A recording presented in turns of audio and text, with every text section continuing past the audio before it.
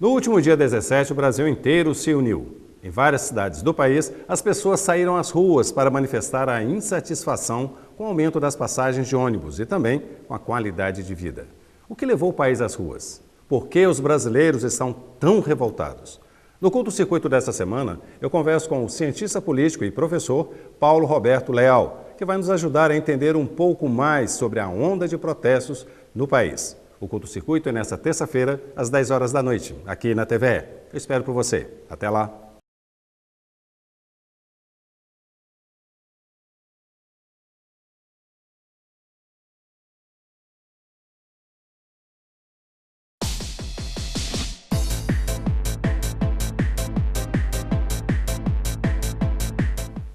No último dia 17, o Brasil inteiro se uniu. Em várias cidades do país, as pessoas saíram às ruas para manifestar a insatisfação com o aumento das passagens de ônibus e também da qualidade de vida. O que levou o país às ruas? Porque os brasileiros estão tão revoltados. Muita quebradeira, muitas prisões, o patrimônio público sendo destruído. Boa noite. No Culto Circuito de hoje eu converso com o cientista político, o professor Paulo Roberto Leal, que vai nos ajudar a entender um pouco mais sobre a onda de protestos que vem acontecendo no país. Tudo bom, Paulo? Tudo bom, seja bem-vindo ao Culto Circuito. É um prazer. Paulo, dá uma explicação para a gente, o que está acontecendo com o Brasil? Por que tantas manifestações? Certamente há um nível de surpresa muito grande com as manifestações. Uma imprevisibilidade para onde o movimento vai, dada a natureza muito diferente dessa manifestação daquelas que aconteceram 21 anos atrás, por exemplo, pelo impeachment do Collor, ou em 1984 pelas diretas já, se naqueles momentos havia uma pauta muito clara e, portanto, havia inclusive a indicação de quem estava liderando o movimento, agora há uma insatisfação difusa que foi capitaneada no primeiro momento pelo movimento Passe Livre, mas cujo controle certamente hoje é muito menos claro. Certamente há muitas outras demandas que surgiram com grupos muito diversos, o que dificulta a percepção de para onde vai o movimento. O que talvez fique claro é que há, ao unificar todo mundo, uma grande recusa ao mundo institucional, ou seja, uma crítica perene ao sistema político, visto como não representativo das demandas desses segmentos que estão indo à rua, e, ao mesmo tempo, uma insatisfação com várias diferentes questões de políticas públicas que tornam legítima a manifestação. Ou alguém acha que, de fato, o transporte público no Brasil está bom? Acho que não. Ou alguém, de fato, acha que é ilegítimo discutir prioridades orçamentárias? Acho que não. O grande problema não é, portanto, o que motivou, do ponto de vista de temas, a ida das pessoas à rua. É qual a consequência de um movimento com muitos temas e com poucas lideranças claras, do ponto de vista de resolver, em termos de políticas públicas, essas demandas. Acho que é aí que está o paradoxo. Ou seja, essas manifestações, então, até onde a gente possa entender, não há uma identidade específica, ou seja, uma pauta específica. Acho que há, inclusive, contradições. Ao mesmo tempo em que você tem uma série de bandeiras típicas da esquerda, que vem, inclusive, por influência de pequenos partidos de esquerda, há também um certo discurso neoconservador, neodenista, que produz uma falta de sintonia com algumas das propostas que vêm pela esquerda. Portanto, acho que o movimento em si também está em disputa. Há hoje uma indefinição sobre quais são os rumos, inclusive ideológicos, que vão ser os rumos centrais do movimento e, portanto, isso dificulta a sua consecução, né? Se há um discurso anti-institucional de recusa dos partidos, do sistema político, e se eu apresento pautas já não muito convergentes entre si, que para a sua realização precisam do sistema político, como sair disso? Portanto, acho que há um nível de indefinição sobre para onde o movimento vai e que efeitos ele produzirá, que torna a minha avaliação, acho que de todas as pessoas que se interessam pelo tema, bastante imprecisa nesse momento, bastante incapaz de antecipar resultados futuros. E há eficiência nessas manifestações?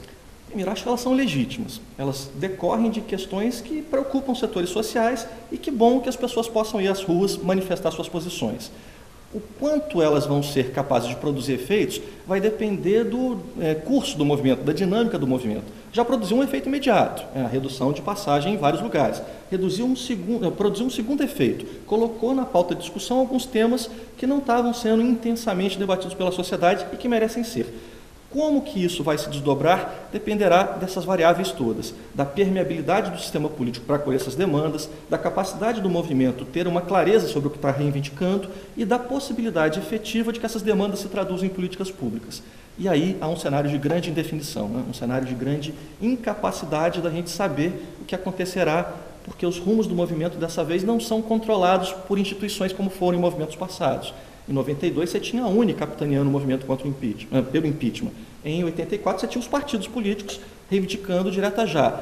Agora você não tem lideranças claras, movimentos que sejam hegemônicos, o que dificulta inclusive a possibilidade de negociação por parte do poder público.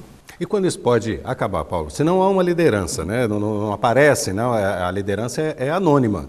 Há, na verdade, um ecletismo de várias lideranças com os mesmos objetivos. Onde tudo isso vai acabar? Eu acho que a complicação é que nem sempre são os mesmos objetivos, às vezes são objetivos antagônicos. Junto com uma pauta que nasce à esquerda, por exemplo, a rejeição à PEC 37, por exemplo, o passe livre, todas elas nascidas, questões nascidas no seio de movimentos de esquerda, você tem também um discurso conservador que entrou pesadamente nas manifestações da última semana. Você acha que a chance desse movimento ser bem sucedido, Paulo? Acho que dependerá da dinâmica do próprio movimento e da capacidade do poder público ter permeabilidade para perceber quais são as questões centrais. Se você tiver uma capacidade de diálogo do movimento com suas muitas facetas, com as muitas estruturas do Estado que são demandadas pelas apresentações agora de questões, pode ser que a gente tenha um saldo positivo. Pode ser também que seja um saldo terrível, o saldo de que as pessoas, não vendo respostas, produzam um crescimento dessa franja de violência que acontece aqui e acolá. Portanto, há um cenário de absoluta imprevisibilidade quanto a efeitos e consequências, apontando apenas para um dado que eu acho que é indiscutível. Há consenso quase virtual no mundo digital, e há um consenso bastante significativo também no mundo das ruas, de que as instituições políticas, tal como se apresentam hoje, são vistas como pouco representativas desses segmentos da sociedade. Ou seja, há uma clara indicação de que as milhões de pessoas que foram às ruas, se somarmos todos os protestos, estão dizendo um não rotundo, um não significativo à estrutura política tal como está dada. Vamos falar das negociações, uma vez que não há clareza, né, da própria pauta de reivindicação e também dos agentes, no caso que seriam as pessoas reivindicadas. Como é que pode ser feita essa negociação para que as manifestações de fato tornem-se eficientes? Acho que o movimento, se caminhar para uma redução da complexidade dos temas que estão sendo apresentados, se conseguir articular em torno de um consenso de pauta mínima, abre possibilidade de que políticas públicas venham resolver os problemas. Ao contrário, se o movimento continuar em profusão de novas temáticas, em profusão de infinitos temas específicos que atendem a um grupo, mas não a outros, aumentará a chance de que não dê nada, aumentará a chance de que você tenha uma impossibilidade de diálogo entre autoridades constituídas, produzindo políticas públicas e as demandas que estão sendo apresentadas. Portanto, se você imaginar o que aconteceu em outros lugares em que houve manifestações recentes, esse dilema já estava dado, né?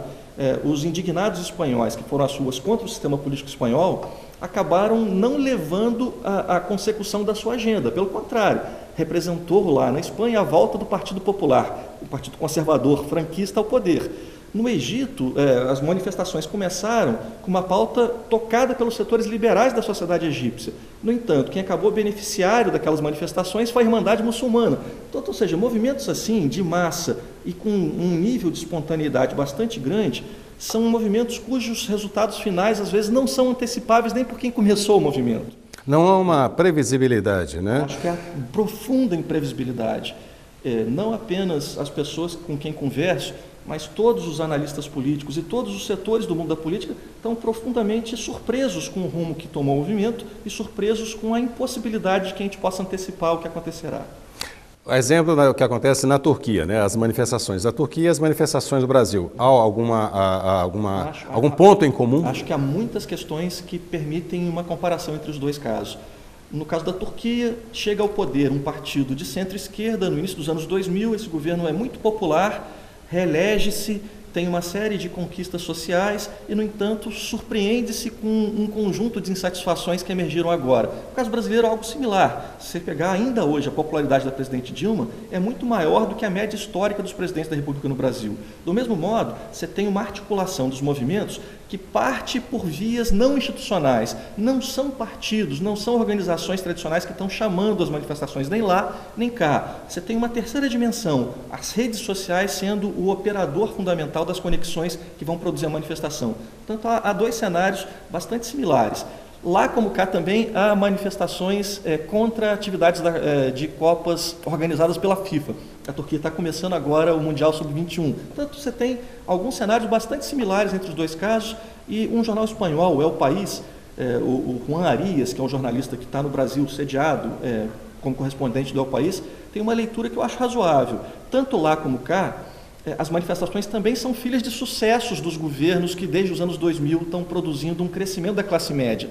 Talvez a classe média turca e a classe média brasileira estão dizendo, beleza, houve melhoras, queremos mais, queremos serviços melhores, queremos uma sociedade mais justa, apesar de já ter havido algum avanço. E você acredita que essa insatisfação do povo, até esse baixo índice, né, do governo Dilma, isso também seria a válvula mestre, seria o estopim para poder colocar as pessoas, que o Brasil acordar de novo? Eu não creio que a manifestação produza dano apenas para a presidente Dilma. Ela produz dano também para governadores do PSDB. Por exemplo, Geraldo Alckmin, em São Paulo, cuja polícia, inclusive, na sua ação inicial contra o movimento, produziu um adensamento de críticas a essa reação e, inclusive, agigantou as manifestações. Há um desgaste para o governo Anastasia, que no início emite um decreto proibindo manifestações públicas. Há um desgaste para governadores e prefeitos do PSB, que em Fortaleza, em Recife, também tiveram os mesmos problemas. Portanto, acho que há aí nessas manifestações uma grande crítica ao sistema político como um todo. Seria o retorno ao autoritarismo? De imposição política, né? Não creio. Acho que há uma indicação de que o sistema político, tal como estrutura-se hoje, não nos representa. É óbvio que na franja dos movimentos pode haver lá grupos autoritários que defendem, inclusive, uma reversão da ordem democrática. Há grupos, inclusive, de inspiração muito à direita, que estão se infiltrando nas manifestações, mas acho que a posição da maior parte das pessoas que estão nas ruas não é pela não realização de novas reformas democráticas, é por mais democracia. O que sugere, portanto, que há uma grande tentativa de dizer ao sistema político de que ele não está permeável às demandas de alguns segmentos da sociedade, que ele não está dando conta de dar respostas adequadas a essas demandas. O que sugere, portanto, que há um problema que não é só localizado no governo federal ou no PT, há uma crítica ao sistema partidário brasileiro como um todo. Os outros partidos, então, eles também são alvo dessas condenações pelo povo? Isso implica um paradoxo. Acho que é muito salutar que você possa ter manifestações apartidárias, em que cabem todos os partidos. Acho que já é perigoso ter manifestações antipartidárias, em que seja proibido, quase que um sinal de recusa de participação de alguém que tenha militância partidária. Imagino que o paradoxo é esse. Estamos dizendo, há problemas na política, há problemas sociais, e o jeito de resolver esses problemas sociais é negar a política. Não é, né? O jeito de resolver problemas sociais é ter mais política, seja no nível institucional, seja nas ruas, seja na participação militante em associações, em partidos. Portanto, esse discurso antipartidário me preocupa muito, porque partidos podem ser inadequados, portanto, temos que ter outros. Mas imaginar que eu posso resolver problemas sociais sem partidos, ou imaginar que militância partidária seja um ônus, acho que aí há um discurso perigoso, um discurso que, inclusive, dificulta a resolução bem-sucedida dos manifestos e das proposições que estão sendo apresentadas. Acho que a gente pode dizer, queremos outros partidos ou queremos melhores partidos. Dizer não queremos partidos é perigosíssimo. Como modificar todas essas manifestações, Paulo, e canalizar para que, de fato, essas mudanças tornem-se concretas? Há como concretizar isso? Há como canalizar, unificar? É possível? Acho que as dinâmicas dos próprios movimentos, às vezes, produzem lideranças. As dinâmicas dos próprios movimentos, às vezes, produzem uma depuração da pauta que a torne mais clara. Se isso acontecer, e se, por outro lado, o poder instituído no país tiver o bom senso de ouvir a rua, tiver o bom senso de dialogar com a sociedade mais intensamente do que faz hoje, talvez o cenário possa ser bastante positivo. Tomara que esse seja o rumo. Eu só não tenho certeza de que será. Acho que também há riscos. E um dos riscos é esse, a de que você não produza uma pauta clara e, portanto, permaneça uma sensação absolutamente perene de insatisfação. Porque se as pautas não são claras, sempre haverá grupos que vão se sentir não contemplados com as respostas que sejam dadas pelo sistema político, o que implicará motivos contínuos para continuar indo à rua. Isso tem limites, né? Ninguém pode ir para a rua todos os dias, durante todas as semanas, durante todos os meses, durante todo o ano. Que implica que há riscos de que o movimento possa se dissolver se ele não avançar. E o que é natural se vier isso acontecer, porque a assiduidade realmente dissolve dissolve as manifestações. luta pela direta já. Você tinha um cenário claro: venceremos se conseguirmos a aprovação da emenda, perderemos se a emenda não for aprovada. Podemos ter um desgaste do governo que leve a uma outra solução. Foi o que aconteceu. Não se aprovou a emenda Dante de Oliveira, se aprovou no Congresso Nacional a possibilidade de uma transição via colégio eleitoral com a eleição do Tancredo. Em 92 a mesma coisa. O movimento será bem sucedido se Collor cair, será mal sucedido se Collor continuar. Mas nós tínhamos naquela época uma clareza da pauta, né, das reivindicações. Então eu acho que os problemas são: não há clareza da pauta, portanto, se o movimento não produzir consenso sobre qual é a pauta, isso é um problema. Não há clareza de quem conduz essas negociações, porque as lideranças do movimento Passe Livre, inclusive, saíram das manifestações ontem por conta de ficarem chateados com a recepção que partidos receberam. E há uma dificuldade, portanto, de você julgar, inclusive, o quanto o movimento está sendo bem sucedido ou mal sucedido. Foi bem sucedido na sua primeira pauta. Será bem sucedido nas próximas? Depende. Quais são as próximas? Há, portanto, um nível de incerteza, incapacidade de julgar agora se o movimento será bem sucedido ou não, até por não sabermos como medir isso. Não sabemos nem para onde que vai isso. Paulo, nós vamos dar uma pequena parada e no segundo bloco nós vamos entender um pouquinho a influência das redes sociais nas manifestações que vemos em todo o país. Até já.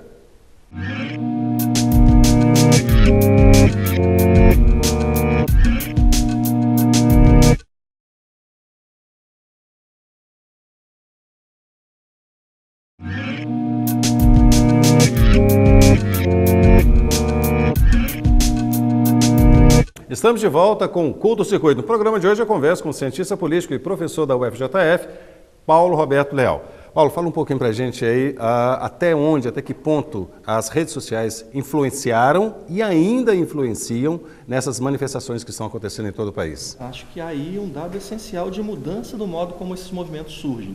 Se historicamente era por meio de instituições tradicionais, partidos, sindicatos, grupos organizados, ou pela mídia tradicional, certamente dessa vez você tem um processo que decorre de um tipo de arquitetura de comunicação que é muito diferente. Se na mídia tradicional você tem um centro que irradia uma mensagem para grupos que recebem esse conteúdo, no caso das redes você tem nós interconectados, infinitos nós, que produzem uma interação direta sem a mediação das instituições tradicionais. O que ajuda a entender também por que não tem líderes. Você tem um mecanismo de relações, grupos que têm relações uns com os outros, indivíduos que têm relações uns com os outros. São relações virtuais também, né? Relações virtuais, mas que produzem um tipo de interação sem esferas de mediação.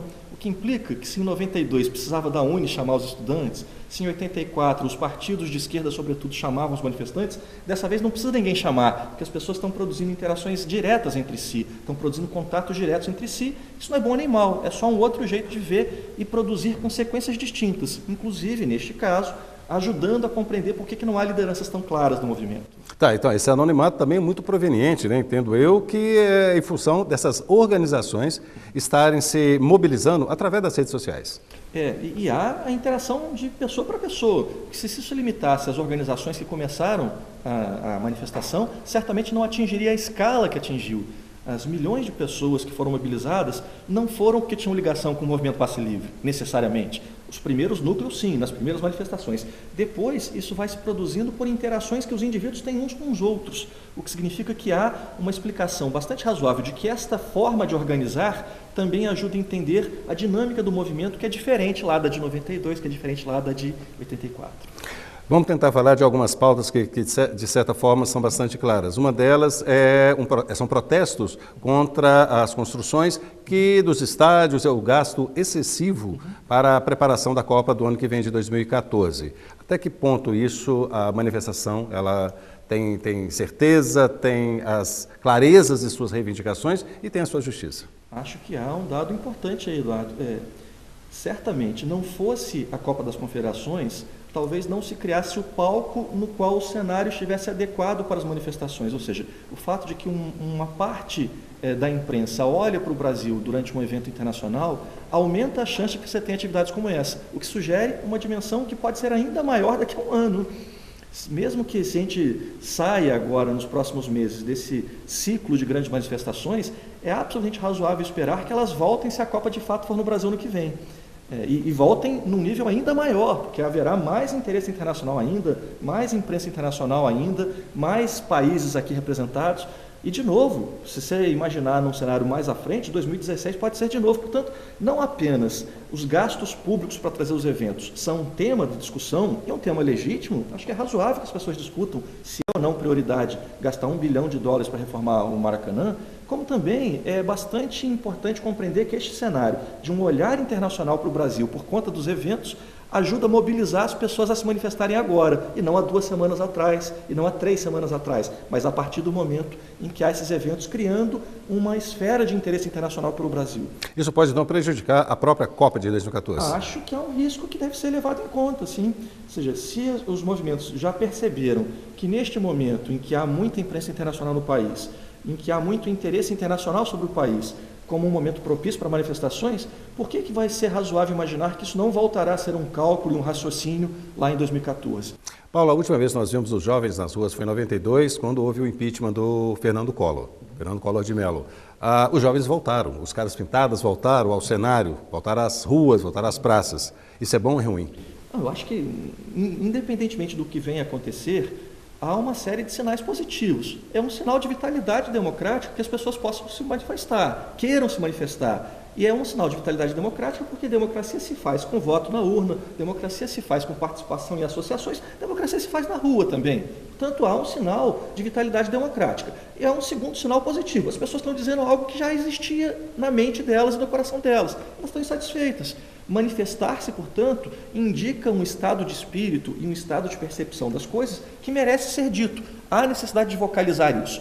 A grande questão agora é para onde vai. Como que disso resultarão ainda outras conquistas ou possam resultar até retrocessos. O que significa, portanto, que há uma percepção clara do que levou as pessoas à rua, há uma percepção clara de que talvez isso seja salutar e há também, na minha modesta visão, uma percepção de que talvez os passos seguintes sejam decisivos para a gente julgar se as conquistas até agora serão suficientes ou se, ao contrário, abrem portas para mais incertezas à frente. Vamos voltar àquela questão das mídias, Paulo. As mídias, tem a mídia convencional, a televisão aberta, né? Ela tem cumprido o seu papel, ao passo que dentro das redes sociais, a gente já comentou, onde está sendo feita a organização dessas manifestações, né? Com uma certa virtualidade e certo mascaramento. De fato, as mídias, né? Elas têm feito um papel de organização. E as mídias convencionais, elas têm cumprido o seu papel? Você toca num ponto importantíssimo. Outro detalhe que é importante ressaltar nessas manifestações é que elas não são só antipartido, elas também são antissistema tradicional de mídia. O fato de que as pessoas expressem profunda insatisfação com as grandes redes nacionais de TV, inclusive com atos violentos por vezes, e infelizmente atingindo profissionais que não têm nada a ver com a história, indica que há uma percepção por parte de grande parte dos manifestantes de que a mídia tradicional talvez não os represente, ou que tenha um tipo de postura ao longo do seu percurso histórico que seja criticável por não dar voz a alguns grupos sociais que merecem ter voz. Ou seja, não é só o nosso sistema político que está em xeque, é também o nosso sistema midiático, que é altamente concentrado, altamente oligopolizado, altamente pouco ofertador de diversidade ideológica, o que significa que também os meios de comunicação de massa devem parar para pensar, assim como os partidos, assim como o poder constituído, meios de comunicação de massa devem parar para pensar, por que as pessoas estão tão insatisfeitas comigo? Por que há um mecanismo de recusa tão grande à Globo, à Record, ao SBT? Porque talvez tenhamos que discutir mecanismos de reformulação do sistema midiático que permaneçam abrindo a possibilidade que grupos como esses existam e falem, mas que abram a possibilidade de que outros segmentos sociais tenham canais de TV, tenham rádios, possam manifestar outros pontos de vista que talvez não sejam vocalizados pelos grupos que estão aí. Paulo, como é que você avalia essa questão da violência? Na última quinta-feira nós observamos, né, um jovem de apenas 18 anos foi morto através de um atropelamento. O motorista perdeu a cabeça e avançou sobre a população, e o rapaz morreu. Como você está avaliando agora essa questão da atuação da polícia? Ela tem agido com cacetetes, bombas? Num primeiro momento, em São Paulo, que foi onde começaram as manifestações, acho que a polícia agiu mal, tão mal, que produziu um clamor público por mais manifestações e maiores manifestações. E por que agiu mal? Porque jogou indiscriminadamente bombas contra manifestantes que não estavam fazendo nada, porque agiu violentamente contra não apenas manifestantes, mas inclusive pessoas que não tinham nenhuma relação com a manifestação. 7 jornalistas ficaram feridos na primeira manifestação em que a polícia atuou, o que significa que a polícia está lá para proteger inclusive os manifestantes. A polícia está lá para garantir que eles têm o direito de se manifestar e está lá para proteger outras pessoas e o patrimônio público contra ações isoladas e não para indiscriminadamente e com força desproporcional bater em todo mundo. Portanto, o grande desejo que eu acho que toda a sociedade brasileira e todos os segmentos que se preocupam com os destinos do que está acontecendo vão produzir à frente é exatamente esse: clamar por bom senso por parte dos manifestantes, no sentido de que têm o direito de se expressar, mas não têm o direito de produzir violência contra qualquer outra pessoa ou contra o interesse público e o patrimônio público, e por parte da polícia, que tem que perceber os limites da sua atuação, que não são fundamentalmente relacionados a impedir que as pessoas tenham o direito constitucional de se manifestar, mas simplesmente impedir excessos pontuais que devem ser tratados como isso, excessos pontuais. E você acredita que isso possa vir a prejudicar tanto a educação quanto a saúde no país? Se uma espiral de violência passa a ser a tônica, tanto do movimento quanto da reação policial, certamente desvia-se o foco das questões centrais, que é como melhorar o país, como ter uma educação melhor, como ter uma saúde melhor. Se esses episódios todos se virem para a gente discutir isso, para a gente encontrar soluções para isso, terá valido a pena. Se for ao contrário, simplesmente para produzir mais violência e mais clivagem social, certamente o saldo final do movimento não terá sido tão positivo como poderia ser. Esse é o debate que tem que ser feito por toda a sociedade brasileira, pelas autoridades, pelos manifestantes, pelos agentes da polícia, pelos agentes do poder público em geral e pela sociedade brasileira como um todo e não apenas com as pessoas que estão na rua. Como criar um ambiente no qual saiam soluções? Como criar um ambiente no qual saia um sistema político renovado e mais fortalecido para dar conta das demandas sociais? Se formos capazes de criar isso, será uma enorme prova da maturidade da democracia brasileira. Paulo, estamos no final do nosso programa. Para a gente encerrar, há alguma coisa para nós comemorarmos com essas manifestações? O simples fato de que elas existem é algo digno de nota e é positivo. Pessoas estão indo à rua vocalizar pontos de vista que defendem. Isso é altamente salutar, porque mostra o engajamento das pessoas para além de suas vidas privadas. É altamente salutar também que você tenha a possibilidade de, a partir da crítica que está feita aqui, talvez redesenhar o sistema político brasileiro ou fazer mudanças nele que permitam que ele seja mais permeável, que as pessoas se sintam melhor representadas do que estão se sentindo hoje. Esse é um enorme tema do ponto de vista da complexidade, do ponto de vista das consequências, que certamente será mais debatido em função do movimento do que se não houvesse esse movimento. Logo, acho que a gente está diante de dilemas, a gente está diante de possibilidades de oportunidades e crises. Vamos ver como a sociedade brasileira reage diante dessas opções. Tomara que reaja para o lado positivo, não é, Paulo? Paulo, muito obrigado pela sua participação no nosso programa, pelos esclarecimentos. O Curto Circuito fica por aqui, mas continua na web. Você pode assistir a esse e aos programas anteriores no nosso canal no YouTube, além de participar e sugerir pautas através do nosso Facebook e Twitter. Tenham todos uma boa noite e até semana que vem. Tchau.